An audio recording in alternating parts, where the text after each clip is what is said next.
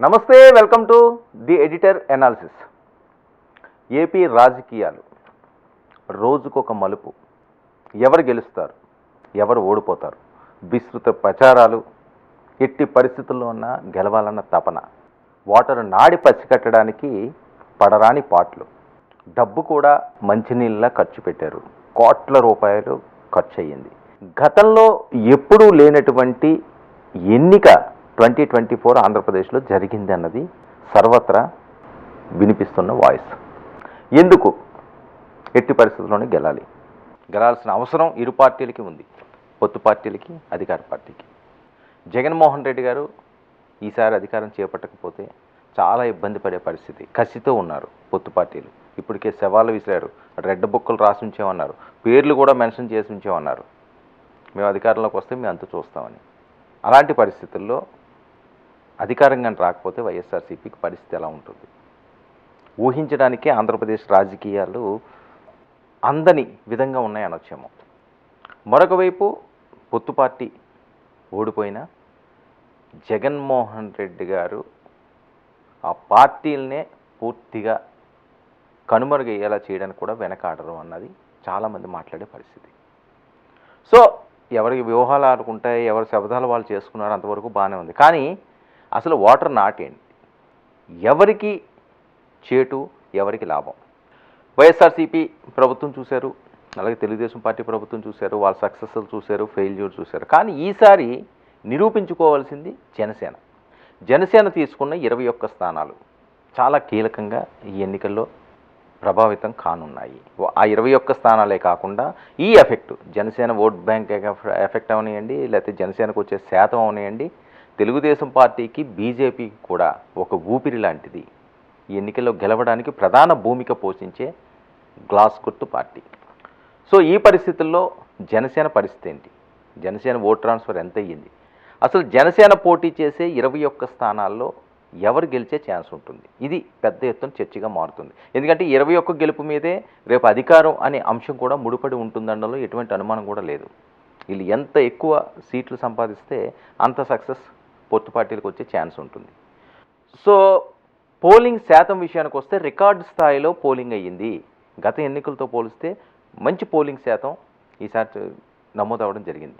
So ఇది ఎవరికి చేటు, ఎవరికి లాభం? ఇది చాలా కీలకంగా జరుగుతున్న చర్చ. అసలు గతంలో ఉన్న పోలింగ్ శాతం ఎంత 2019లో, ఇప్పుడు నమోదైన పోలింగ్ శాతం ఎంత?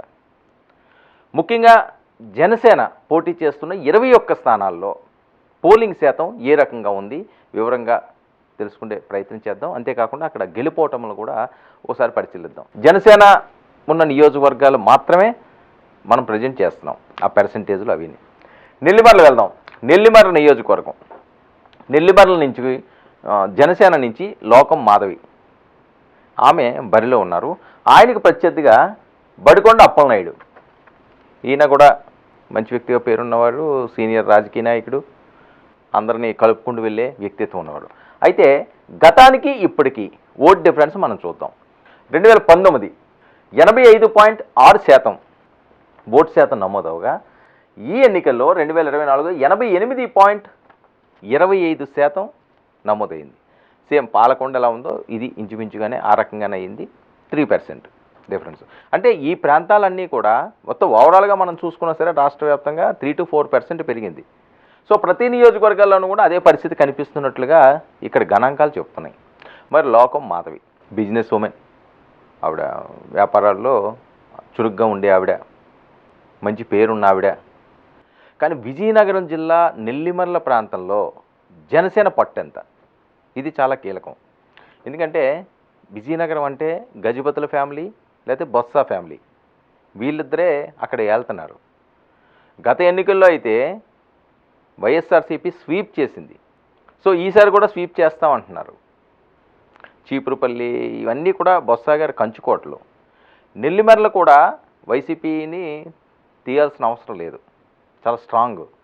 మరి లోకం మాధవి గారు ఈసారి ఎంత ఓటు శాతం తెచ్చుకుంటారు?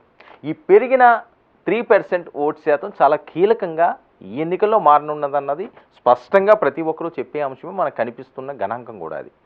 సో ఇలాంటి పరిస్థితుల్లో లోకం మాధవి గారు గెలుస్తారు అన్నది జనసేన అభిమానులు. కానీ లోకం మాధవి గారు గెలాలి అంటే పాలకొండలో ఏదైందో ఇక్కడ కూడా అదే రిపీట్ అవుతుంది. తెలుగుదేశం పార్టీ ఇక్కడ బలంగా ఉంది జనసేన కంట. ఓకే, పొత్తులో భాగంగా బలంగా ఉన్న చోట్లే తీసుకోవాలి, బలహీనంగా ఉన్న చోట్ల తీసి ఈ ఈక్వేషన్స్ అన్నీ కూడా కష్టమవుతాయి. అన్నీ బలం ఉన్న చోటే కాదు, కొన్ని త్యాగాలు చేయాలి. ఆల్రెడీ త్యాగాలు చేసుకున్నారు. వాళ్ళకి బలం ఉన్న చోట వీళ్ళు తీసుకున్నారు, వీళ్ళకి బలం ఉన్న చోట వాళ్ళు చేశారు. అంటే లోకల్గా ఉన్న ఇష్యూస్ని కూడా షార్ట్అవుట్ చేసుకోవాలి కదా, అక్కడ ఉన్న విభేదాలన్నీ కూడా తగ్గించుకోవాలి కదా. ఈ రకంగా ఈ ఈక్వేషన్స్ తోటి వాళ్ళు తీసుకోవడం జరిగింది. లోకం మాధవి గెలాలి అంటే తెలుగుదేశం పార్టీ సర్వశక్తులు ఇక్కడ వడ్డాల్సిన అవసరం ఉంది. ఆ రకంగానే చేశారు అన్నది. పోలింగ్ శాతం పెరిగింది అంటే పోలింగ్ శాతం ఎప్పుడు పెరిగినా జనరల్గా వచ్చే వాయిస్ ప్రతి ఒక్కరూ అధికార పార్టీ మీద వ్యతిరేకత ఉంది, అందుకనే ఓ పెద్ద ఎత్తున తరలి వచ్చేసి గంపగొత్తుగా ఓట్లు వేసేశారు అని చెప్పి ఎక్కువగా మాట్లాడుకుంటారు. అది అన్ని వేళలా నిజం కాదు. ఎందుకంటే చరిత్ర చెప్తున్న సత్యాలు ఇవి. 2009లో కూడా పోలింగ్ శాతం పెరిగింది. రాజశేఖర రెడ్డి గారి మీద పెద్ద వ్యతిరేకత ఉంది, అది ఇది అందుకనే ఓట్లు వేసారన్నారు. కానీ ఆయనే గెలిచిన సందర్భం ఉంది. సో అలాగని చెప్పలేము. వచ్చిన వాళ్ళందరూ కూడా ఓటు శాతం పెరిగిన వెంటనే ఒకరికే వచ్చేస్తుంది అనుకోవడం కూడా కరెక్ట్ కాదు. ఎవరికి నచ్చినట్టు వాళ్ళు సర్వేలు చెప్తుంటారు. చరిత్రలు కూడా మనం చూడాలి. అసలు ఓటర్ మైండ్ సెట్ని ఎవరూ కూడా పసికట్టలేరు. ముఖ్యంగా మహిళలు చాలా కీలకం. బయట మగవాళ్ళు ఏదైనా పిచ్చాపాటి మాట్లాడుకున్నప్పుడు, ఎక్కడో సిట్టింగ్లో మాట్లాడుకున్నప్పుడు, లేకపోతే టీ షాపులో మాట్లాడుకున్నప్పుడు నలుగురు కలిసి సరదాగా ఏదో అంశం మీద చర్చలు వస్తుంటాయి కదా, పొలిటికల్ చర్చలు వచ్చినప్పుడు రచ్చబండ దగ్గర మాట్లాడుకున్నప్పుడు కక్కుతారు, ఎవరో నేను ఈడికేసానరా. కానీ మహిళల గుట్టు మాత్రం విప్పరు. వాళ్ళు చాలా గోప్యంగా ఉంచుతారు. కుటుంబ సభ్యులకు కూడా వాళ్ళ మనసులో ఉన్నది చెప్పరు. కుటుంబ సభ్యులకి వాళ్ళ మనసులో ఉన్నది చెప్పరు. చెప్పినా అది నిజమని నమ్మే పరిస్థితి ఉండదు. మహిళల తీరు ఆ రకంగా ఉంటుంది. చాలా విషయాలు ప్రతిదీ కూడా వాళ్ళు షేర్ చేసుకోలేరు ఎవరితోటి కూడా. సో ఓటు విషయంలో కూడా అంతే. ఓకే, లేదా మన భార్యో మన తల్లో చెప్పింది కదా నిజమేమో, లేదా మనం చెప్పినట్టు వింటారు కదా అనుకుంటారు. కానీ వాళ్ళకి ఏది నచ్చితే అదే చేస్తారు. అది బయటికి చెప్పాల్సిన అవసరం లేదు. మగవాళ్ళలాగా ఎలా పడితే అలా మాట్లాడలేరు మహిళలు. ఎలా పడితే అలాగా దాని మీద చర్చలు పెట్టరు. సో మహిళా ఓటు చాలా కీలకం ఈ ఎన్నికల్లో. ఇద్దరు పార్టీలకు కూడా మహిళా ఓట్ల మీదే ఇప్పుడు పెద్ద ఎత్తున చర్చ జరుగుతుంది. ఎవరు గెలుస్తారో ఆంధ్రప్రదేశ్లో చెప్పలేని పరిస్థితి. ఒకరు 130 అంటారు, ఒకరు 120 అంటారు, 140 అంటారు. ఎవరు వాళ్ళు చెప్తున్నారు కానీ అదేవి కూడా వాస్తవాలు కాదు. వాళ్ళకి ఎక్కడో దగ్గర ఒక భయం ఉంది, ఎవరికి ఎఫెక్ట్ పడుతుందో అని. సో మహిళలు చాలా కీలకంగా మారే పరిస్థితి. సో ఇక్కడ ఒక మహిళా అభ్యర్థి ఉంది, ఆవిడ లోకమాధవ్ గారు. సరే పవన్ కళ్యాణ్ గారు మొదటి నుంచి కూడా నెల్లిమర్ల జనసేన అన్నారు. ఆ రకంగానే నెల్లిమర్లు ఇచ్చారు. కానీ తెలుగుదేశం పార్టీ పూర్తి సహాయ సహకారాలు అందిస్తేనే తప్ప ఈ పెరిగిన ఓటు శాతం వాళ్ళకి ఏదో పూర్తిగా వచ్చేస్తుంది అనుకోవడం అన్నది చాలా అత్యాశ అవుతుంది. అక్కడ జరిగిన ఎలక్షన్ నేపథ్యం చూస్తే తెలుగుదేశం ఖచ్చితంగా పూర్తి స్థాయిలో మనస్ఫూర్తిగా వీళ్ళకి చేసినట్లయితే అవి గట్టెక్కుతారు.